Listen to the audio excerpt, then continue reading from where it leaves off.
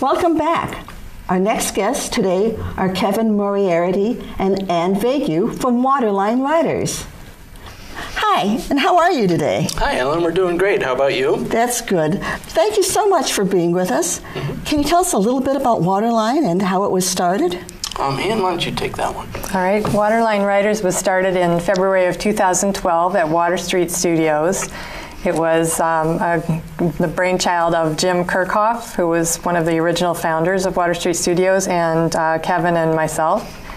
And we wanted to create something new for writers, something that was not a writer's workshop or a writer's group, something like an event where we could hear different writers reading their original work and invite everyone to come and listen as well. So what kind of events are these? This is something that's a little bit new or different to me. So what kind of events are the writers' events? We take about 5 or 6 writers. We select them from submissions, and we have them read for roughly 8 to 10 minutes. And we've had poets, fiction writers, nonfiction writers, playwrights. We've had plays read. We've had screenwriters read their screenplays. We get about 50 or 60 people at an event, and we've had up to 85 or so, depending on who shows up. And it's just a great time. So we have 3 writers. We usually take a break, socialize for a bit, and then we follow up with 2 more. And then at the end of the event, we have an open mic, which is, of course, anybody can do the open mic. And that lasts half an hour sometimes, and then we're done for the night. And it's a wonderful time. We have a great time. So are these works that are in progress, or are these works that are completed? Both. We accept any kind of original work that has been published or that is not yet published. We like to feature writers who are well established, as well as writers who are, just working on their writing and just show a lot of talent. Is it a critique session, or is it just a presentation session? Nope, it's like a concert. Think of it as a concert. Okay. That's kind of what it's like. There is no workshopping, there's no critiquing involved. It's just a place where the writers can perform their work.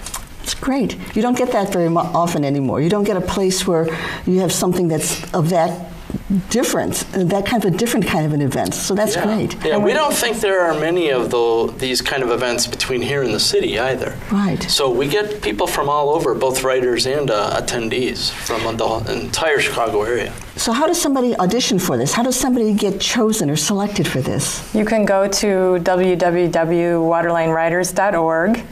And you can read our facts and submission guidelines, and that will tell you everything you need to know to send us a submission at waterlinewriters@gmail.com. Typically, we're looking for something that will last for about 10 minutes, and that's usually around 1,500 to 2,000 words. So writers will submit their work, any kind of fiction, nonfiction, poetry, spoken word poetry, which is sometimes submitted in the form of a video. And then we read through their work, and we accept most people who. How long are your presentations? How long are these events? The events start at 7, and usually we're done by around 9 o'clock, and that includes roughly a half an hour for the open mic, give or take. So 7 to 9 on a Sunday evening, 3rd Sunday of every month between September and May. So you take off for a little bit during the summer months and let people do fun things outside for a little while. And us. And you too, right? That's Absolutely. Right. We let people write during the summer, and then they can come true. and read. Yeah. So it's all different genres that are presented there, and they're just. Do people pick excerpts then that are sort of self-contained, or are they sometimes it's like reading the Three Musketeers, and they'll have something that has a cliffhanger at the end? Once in a while, we've had a few of those. It's kind of like they end at a cliffhanger, and then they say, "Well, now you can buy the book and read the rest." kind of an approach. We don't get that too often, but it has happened. But we do occasionally get excerpts from like a novel that they have written, and they'll do a small setup at the beginning, say, "Okay, here's where we're at in the novel," and then boom, they go. But we do ask our writers for it to be somewhat self-contained. We don't really ask for cliffhangers, that's for sure. And of course the poets and the spoken word artists, and spoken word is kind of like, I call it rap without the music. Those guys, obviously everything's self-contained and a performance piece almost. That's great. Now, one of the things that's involved, I'm sure, is more than just the people that are doing the presentations. Do you have opportunities for other people to get involved as volunteers or working with your group in other ways besides the open mics and the presentations? We do have 6 or 7 volunteers, and they're very, very loyal, hardworking volunteers, and other people keep asking if they can help. But right now we're really set with our volunteers. And you're very self-contained, so that's great. Yes. Yeah, that's true.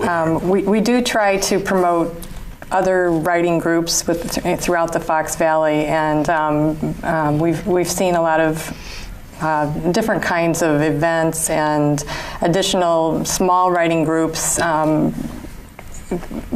kind of come into being because of people who meet at Waterline Writers and because of some of the opportunities that we offer. So we try to keep track of other opportunities and list those on our website and promote them on Facebook.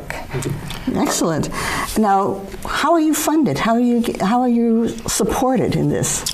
Well, us. Initially, we were self-funded. It didn't really take a lot of money to come together and listen to wonderful literature every month. We were very fortunate that Water Street Studios provided us with a beautiful venue, basically for free. We meet in the main art gallery at Water Street Studios. So it's a lovely setting, and nice. They've been very generous. We do request a $5 admission now, and the reason we decided to start doing that was that we wanted to be able to give each of our 5 featured writers a $25 honorarium. Oh, that's good. That's nice. That's why we ask for the admission right now. And pay for cookies once in a while, maybe. That's true. We There's do a have cookie fund. Cookies and crackers. Absolutely.